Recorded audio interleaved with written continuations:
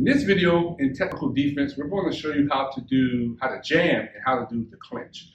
Now, a lot of times in Taekwondo, the clinch and the jam are synonymous, basically meaning that they're utilized for the same thing, but they do have, or they are, very different depending on what's going on in the match. For instance, let's talk about jamming for a second. With jamming, it's mid-technique. So for instance, if Kenny here sees that I'm about to throw a back leg round kick and he hops into clinch, go ahead. Good, just like that. That means that he jammed my technique, right? He didn't allow me to score or utilize my technique. That's jamming. But what if I don't do any technique? What if we're just sitting here and he just hops forward and clinches? If he does that, then what that means is that that's a clinch. No technique was happening. He just wanted to clinch off, wait till the referee resets, right? That's how that works.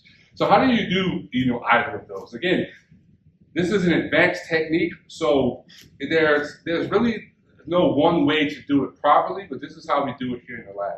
Typically, it's just a shuffle forward, right? So if I'm throwing my back leg round kick, he's just gonna shuffle forward until our chest collides, like this. Good, just like that, so he doesn't get hit by the technique. Clinching is kind of the same way, right? He's gonna kind of shuffle forward, like if we're bouncing, and he thinks he's quick enough to shuffle in before I can do any technique. He's going to wait and do it on his dime when he thinks it's appropriate to do so. Boom, just like that, right? So you might notice the person going up or coming back down, right? Little cues like that can kind of help you to know when to jam the opponent. But it's different from person to person. So when you can jam, when you can clinch is different. Now let's talk about like our hand positions, right? So this clinch, Kenny, look at where his hands is, or are rather. Notice how his arm and hand is open like this. It's the exact same way on the back side. The reason why is if you clinch it, you do this, again, you get a point penalty for holding, right? So we don't want to do that. Hands are open like this. You can also put your palms on. So sometimes he might put his palm on the back side and his palm here, right? That's perfectly okay too, as long as you're not clamping down like that to try to get for holding.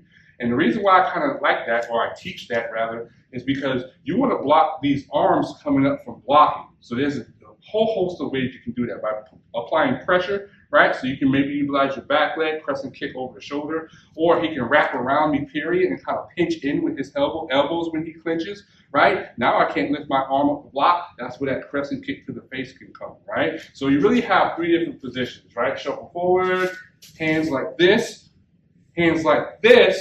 right? Or applying pressure to one particular arm so you can come over the backside of the shoulder. And that's how you do a clinch or a jamming technique in Taekwondo.